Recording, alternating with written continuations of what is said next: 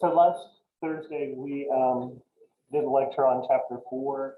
We're talking about the control process and applying it to the flow of food throughout our operation. So we're going to, for each one of these points in the flow of food, we're going to look at what standards and standard procedures we're going to have. We're going to teach, train our employees how to follow those standards. We're going to monitor performance, and then we'll take corrective action as necessary. So today we're going to be talking about two things: storing the food and issuing the food. If you haven't heard of issuing before, that's taking the idea that the food is in a locked storage area and you have to complete a requisition in order to get the food from that storage area into your kitchen.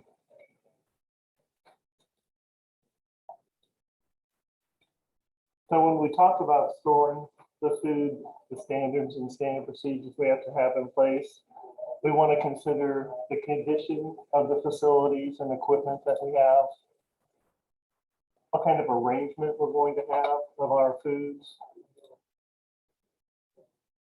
what is going to be the location of our storage facilities,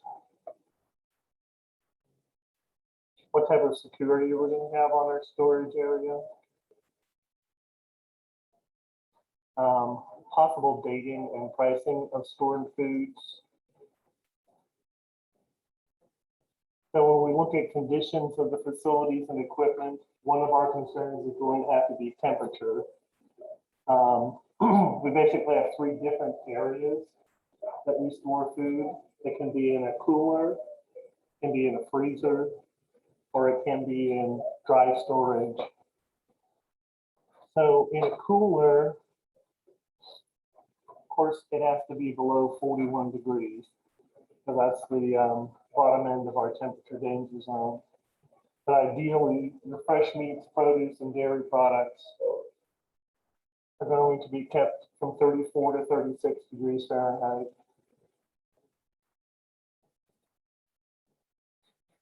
Fresh fish stored between 30 and 34 degrees Fahrenheit. And we do that by storing fresh fish on ice. And we put that into the ice goes into a perforated hotel pan with the fresh fish, and then you have a regular hotel pan catching any of the drippings as the ice melts. Frozen foods, we keep our freezer set between 0 degrees and 10 below 0. That's cold enough to ensure that things stay frozen solid. In our dry storage area, we'll keep that between 50 and 70 degrees Fahrenheit. If you store grains above 70 degrees, what you're going to find is that the eggs from insects out in the fields where they were harvested, they don't get destroyed during processing. They're going to go ahead and hatch at warmer temperatures and then start eating the grains that they're in. So that could be in any type of cereal or flour. Usually don't see that in sugar because of the way that it's processed. But any of your other grain sources. So the storage containers that we want to use, staples, which would be our dry goods or groceries, need to be in airtight, insect-proof containers. So if we do have like a 5-pound bag of sugar and you open it up and you take some out, you can't just keep it in that bag. You're gonna have to put that bag inside a Ziploc or inside some other type of a container that has a lid and can become airtight. Our perishables, things like eggs and berries, they have to be packed to maintain their original quality. So usually we store those things inside the case that they come in. So you might have 180 eggs in a case. It usually comes in flats, 6 flats of 30 eggs each.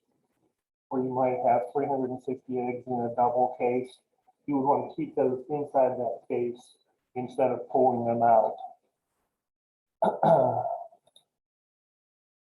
Fresh fish, we talked about being packed in ice. Any TCS foods that we have cooked or any foods that we have left over from opening cans should be stored in stainless steel or plastic containers that can easily be wrapped up and labeled. When it comes to the shelving, perishables and anything in the cooler needs to be stored on slatted shelving. You need air circulation going around. So freezers, coolers, you have slatted shelving so that that cold air circulates around all of your product. Non-perishables, ideally you have solid steel shelving that you can store your canned goods on.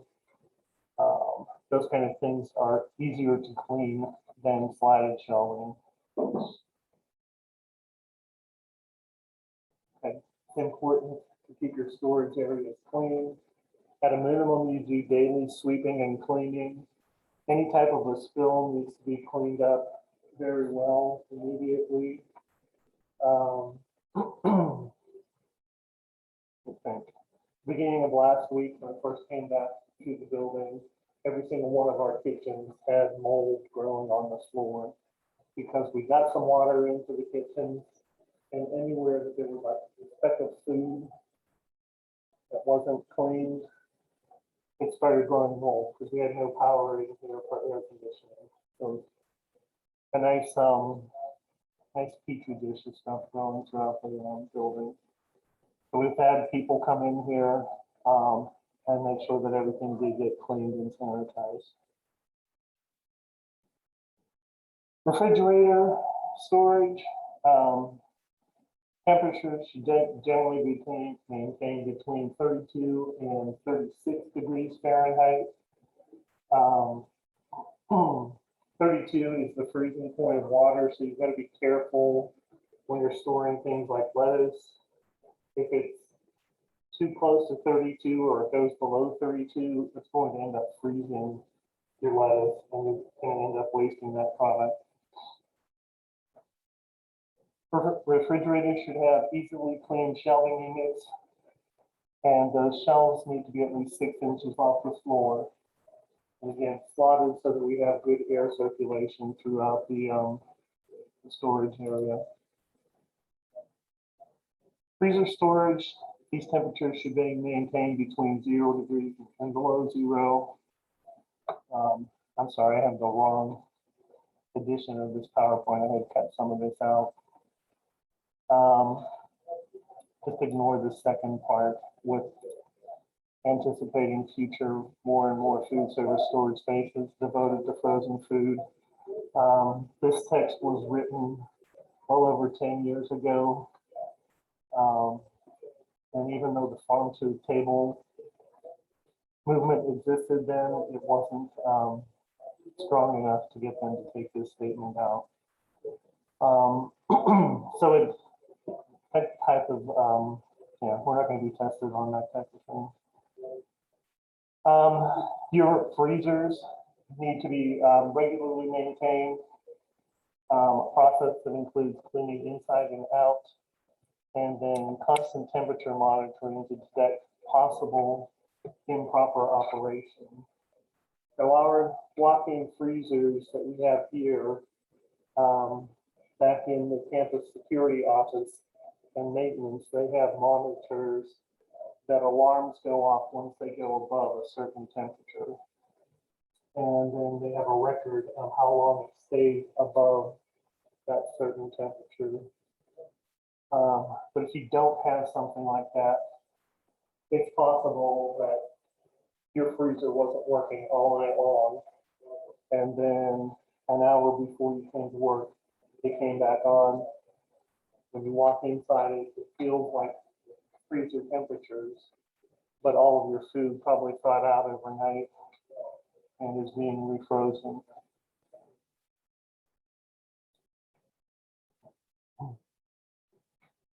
Okay, so stock rotation. Has everybody heard of first in, first out? Okay, that's what we do in Restaurant Kitchen. That way we use the oldest product first, so it should be used while it's still of high quality, and that would eliminate waste. Food product quality rarely improves with increased storage time. You think of something like fresh chicken, fresh seafood, fresh produce. Those things are, if they're sitting in a cooler, the quality is only going to go down over time. And you don't want to be serving things that look wilted or like they're ready to spoil.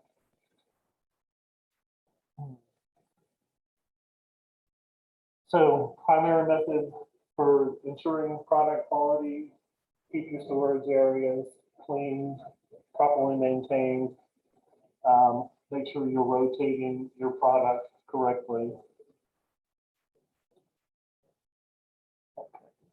Other issues we have in storing food. Storage areas are great places for pests, insects, bacteria, mold, rodents. So to protect against these damaging hazards, you have to have a regular cleaning of your storage area. At least has to be done on a daily basis. And again, any spills need to be cleaned up immediately. Okay, all of your storage racks, whether in a cooler, a freezer, or in your dry storage area, need to be away from the walls and at least 6 inches off of the floor so that you can easily see under them and clean under them.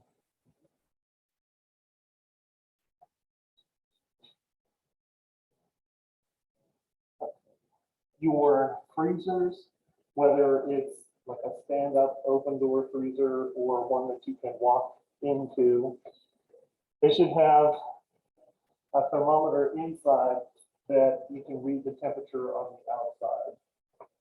So when you walk up to the door, you can see that it is 0 or 2 degrees below 0, or if it's reading 45 degrees, there could be a problem.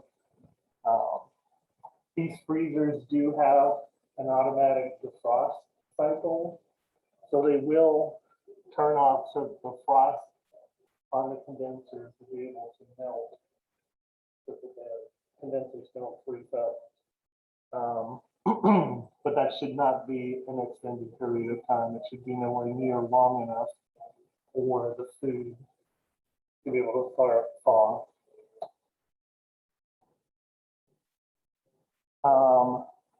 You should have a backup thermometer in place, something that you can put into the warmest place in the freezer and just do a double check in case your original thermometer gets knocked out of calibration.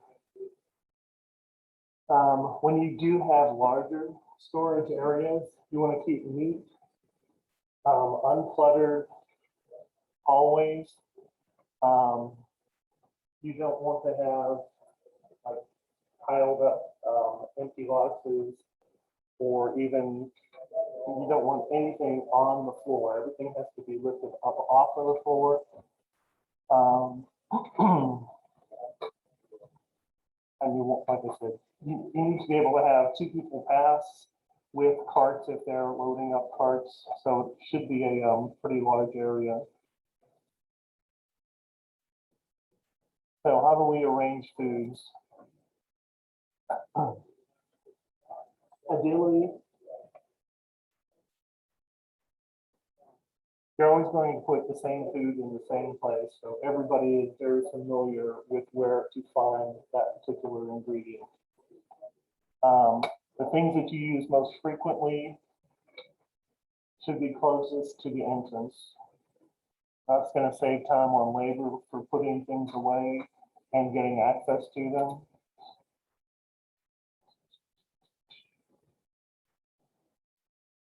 You want to have separate facilities for storage of different classes of foods. Had a really nice layout of a hotel storage area. I don't think it's going to be in here. And then, of course, rotation of stocks. You want to have your items stored so that it's very easy to rotate, very easy to see the expiration dates. You always want to store the product with the expiration date facing forward. Okay. Now, based on sanitation, I know a couple of you are taking sanitation this semester. But if you don't have a big walk-in cooler and you have just a standalone reach-in cooler, you have to store food according to its internal cooking temperature. So any type of ready-to-eat food, something that's not going to be processed any further, it's not going to be washed or cooked, that gets stored at the top so it doesn't become contaminated with anything that's below it. We have whole seafood below that. We have whole beef and whole cuts of other meats. Then we have ground beef. And then finally on the bottom is poultry. Always poultry on the bottom.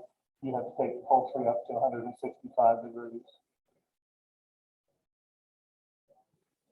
Anybody remember that from sanitation?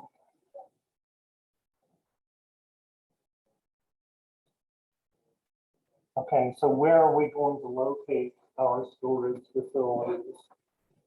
And there's no set answer for it other than you need to have it be in a convenient location.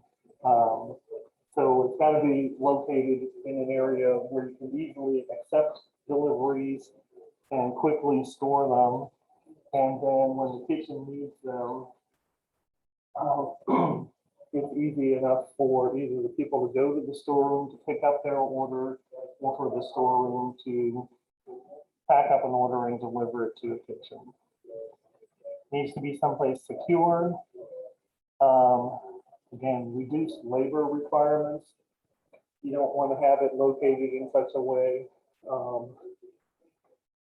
that it takes a lot of time. I worked in a club in Pittsburgh and it was similar to a hotel, but the kitchen was on the 3rd floor and it was built in the 1800s. There was a freezer in the basement. The storeroom was up on the 6th floor. So in order for us to have anything brought to us, somebody had to come from another floor, be able to access an elevator or run up and down the steps with the ingredients. Those areas were locked. Minimal people had keys to them. So that was safe, but it was very, of course, the food was delivered on the ground level. So the people that worked in the storeroom would have to go down to the receiving level every time a truck came in, and then inspect the product on the dock, load it into elevators, take it up to the 6th floor, and then process requisitions to get it into the kitchen. You also want to have your storage area minimize pest infestation. So you want to make sure that there is no easy access for insects or rodents to get into the area. Security. Most food service operators attempt to control access to the location of stored products. Some very small operations may have a very small area to securely store their ingredients. So it can be a little bit difficult to have like a room that's locked that employees don't have access to. So it's your responsibility as a manager to see to it that the storeroom clerk, whoever's in charge of your storeroom, has good habits in securing product inventory. So if there, if you do have a locked storage area, it's never left empty and unlocked.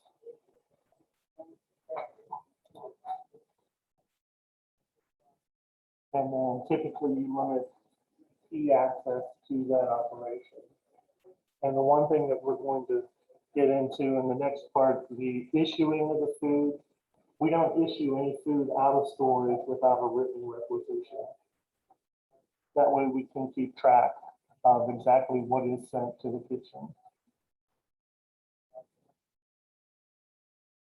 Okay, dating and pricing. A lot of our perishable products already come with a use by date or an expiration date. So that's great. It makes it easier to rotate for us. But some items don't come in, and you still want to make sure that you're using the oldest product first. So you can have either like a little date label printed, you can just write on the container, this is the date that this product was received.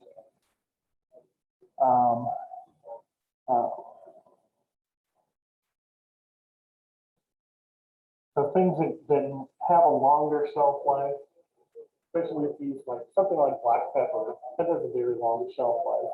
And you might get a case of it at a time, but you might choose to take it out of the case, and then you'll want to label like what month and what year you received that, because eventually you'll get another order and you don't want to get those out of order.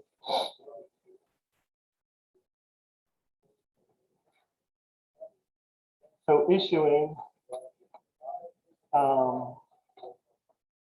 anybody working in a restaurant where you don't have to write a requisition for ingredients? If you can either just walk in and take ingredients, or you can walk in and ask somebody to give you the ingredients. Okay, that is not uncommon, but if that's what you do, and there's no record of who is taking what, it makes it easy for people to steal things.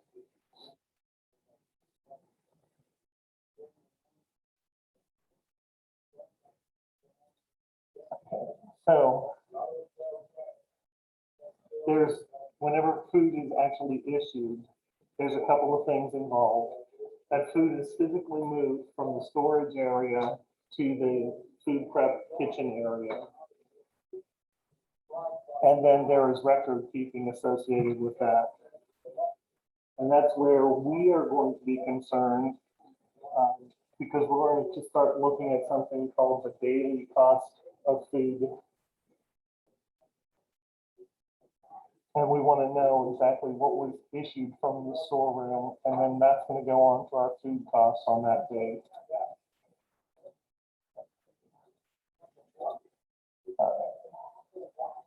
So that documentation of the requisition,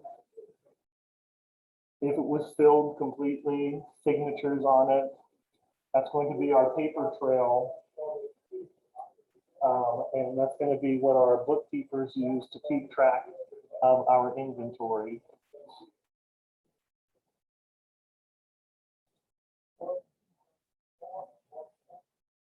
A lot of times these things are done on computers, but the paperwork is still printed up so you can have something for folks to sign. They may have like they might have an electronic device where you can sign on to that. But typically there is going to be some piece of paper reflecting the transaction. So is there a universal standard among all the restaurants? No, there isn't a restaurant standard. But restaurants that take greater precautions can greatly decrease theft from their restaurant. So if you were, how would you know if somebody was stealing something from your restaurant?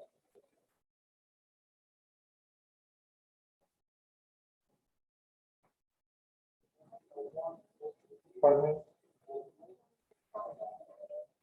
Okay, so you can do an inventory on a regular basis.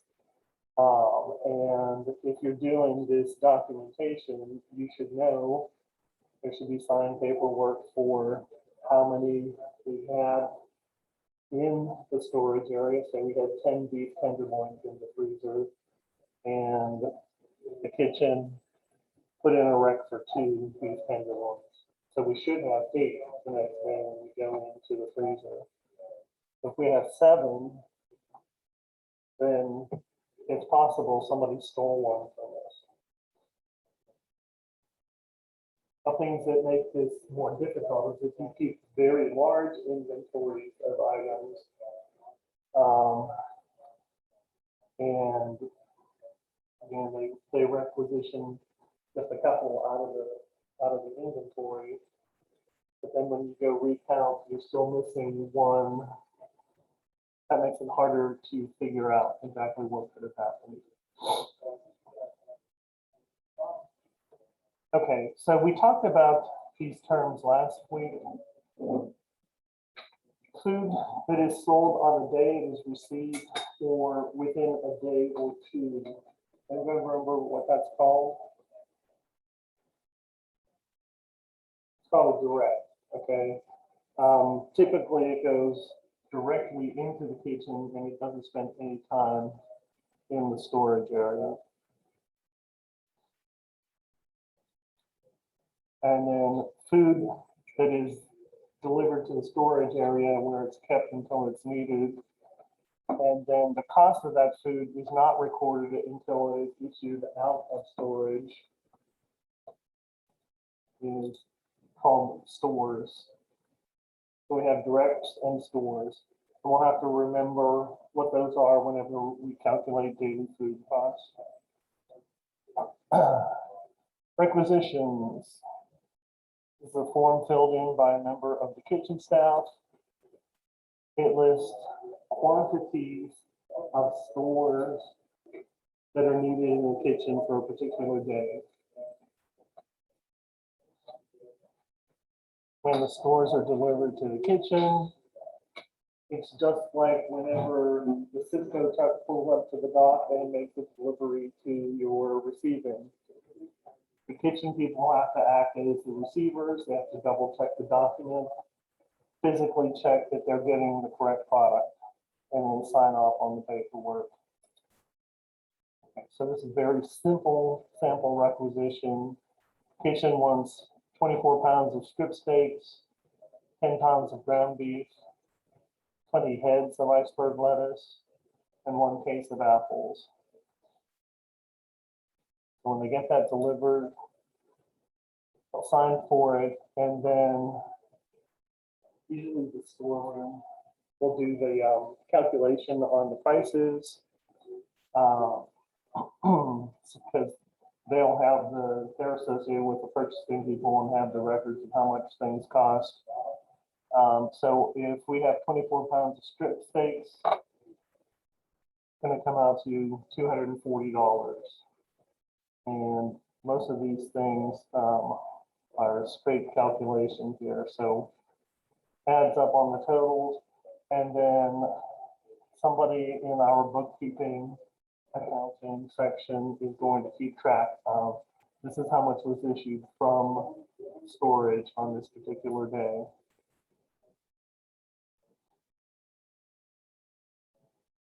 Okay, we also have transfers. So food or beverage products can be transferred from one food service unit to another. For example, it is likely that fruit, juice, vegetables, and similar items are taken from the kitchen inventory and used at the bar. So the bar will need fruit for garnishes, maybe vegetables, juices, things that they don't have their own inventory of, because they don't go through those kind of products as fast as the kitchen does. And then on the other side, the kitchen might need brandy to make some type of a sauce, or some type of a liqueur to use in a recipe, or a wine to use in a recipe. So we do a transfer from the bar to the kitchen.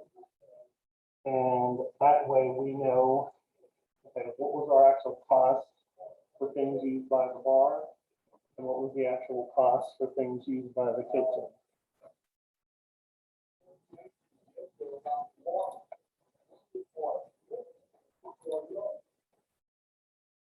So transfers out of the kitchen are subtracted from the cost of food sold on that particular day, and transfers into the kitchen are added to the cost of food. So there's two main types of transfers. We have intra-unit transfers, which means it's within one building. So between the bar and the kitchen, would be the cooking wines, spirits going into the kitchen, fruits, juices, dairy products out to the bar. But in larger operations, you might have several kitchens. So at Beau Rivage, I worked in the pastry kitchen. We made desserts for 11 different outlets in the hotel. So desserts went to the buffet, they went to the employee dining room, they went to banquets, they went to the barbecue restaurant, to room service, to the coffee shop. All of the different places that food was sold. So we would keep track of what was sent to every one of those restaurants, and then we would have to type in, ideally, we could train the people that got it to type in the requisition, but we usually had to do it, get them to sign it. So that food cost, and that's all we were charging. There's no labor cost. It's just the food cost of those ingredients and items that we sent out that was then transferred to that unit. So then it could be compared, like the money they collected in at the buffet could be compared to the cost of food that was sent up to the buffet. That makes sense?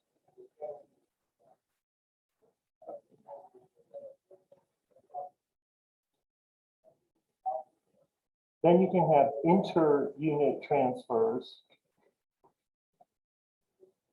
Transfers of food and beverage between units in a chain. So the way that this works is, like in the Thibodeau area, there are 3 different McDonald's. There's one over by the hospital, there's one on North Canal, and then there's one up on Highway 1, a couple miles out of town. If the one over here by the hospital runs out of quarter pounder patties, they can call up the other 2 and ask to have them transferred physically. They'll drive over there, pick up a couple of cases, and there will be paperwork documenting that they took and received the 2 cases that they needed, and then their unit is going to be charged for the cost of those cases, and will be deducted from whichever unit they took them from. Okay, so that's inter-units between different buildings, different units in the same chain.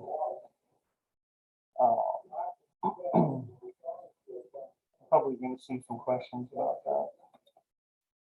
Okay, any questions on the controls that we have for the storage and issuing? Okay, so now you have a handout that this is similar to one of the Excel problems.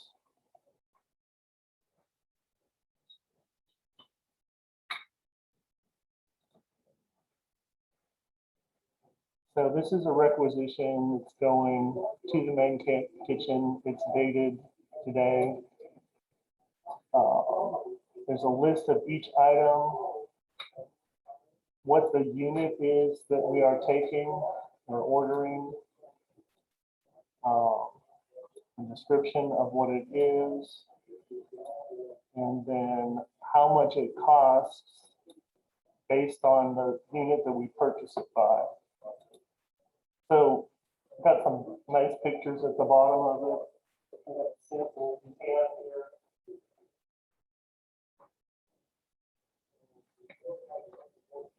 When you look at the recipe, there's several items that say number 10 can. And that's what this is. It's the size of the can. It doesn't have anything to do with the weight of the contents. It's just that the volume of this can is the same every time you get a number 10 can.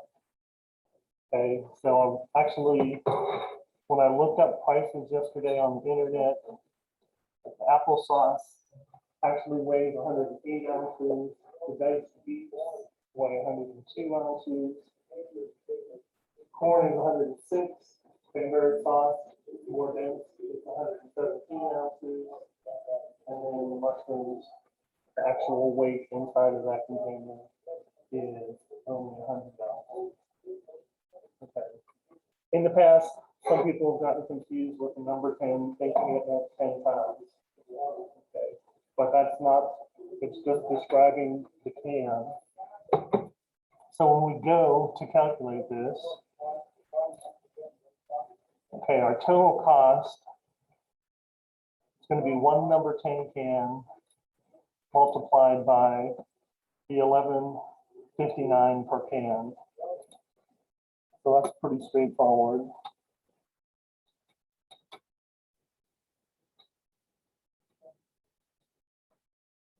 And that comes to $11.59.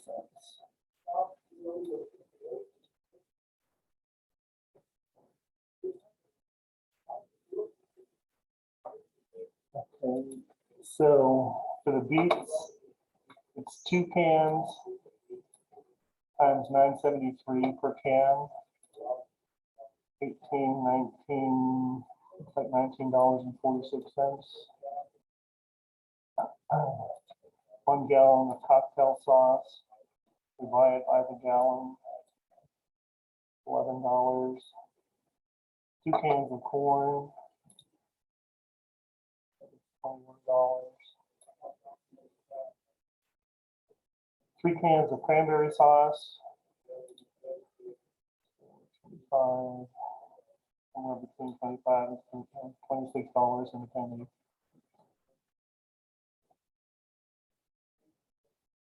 3 pounds of linguine.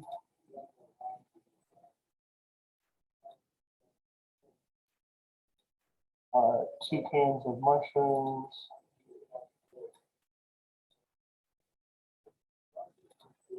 2 jars of mustard.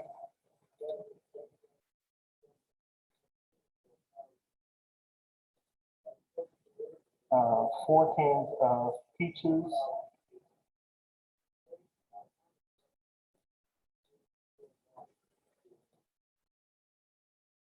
20 pounds of rice. $13.80. And then 2 cans of sauerkraut. $10.50. So then I'm going to add all this up.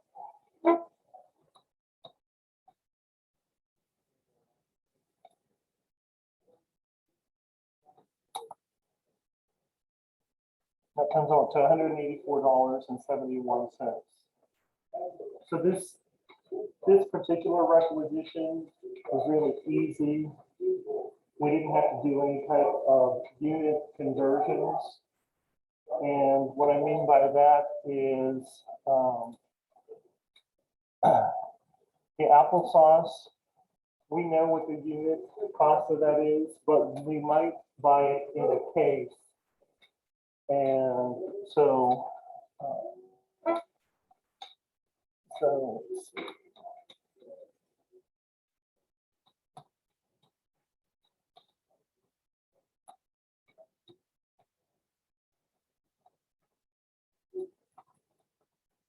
6 cans per case would cost us $75. But when we do the requisition, we're only doing 1 can.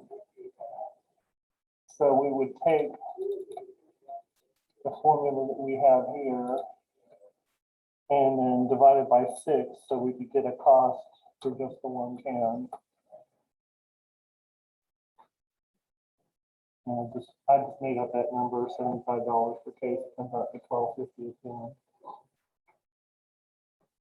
So more and more, we're willing to be doing calculations that involve different units, especially when it comes down to recipes, because we're not always going to do a recipe that has exactly what comes in the unit that we have in storage. Okay, any questions?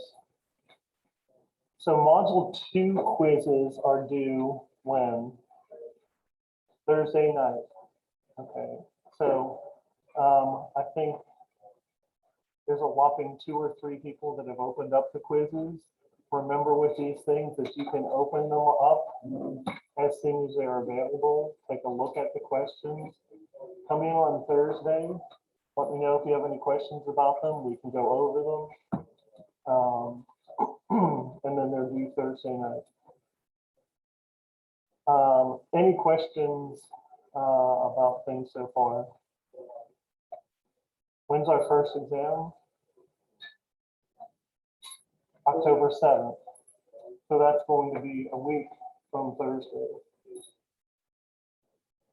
Okay, we're going to cover chapter 6 on Thursday, and then we'll do a review on Tuesday for the exam. And as always, let me know if you have any questions or need help with anything. Alrighty, have a good day.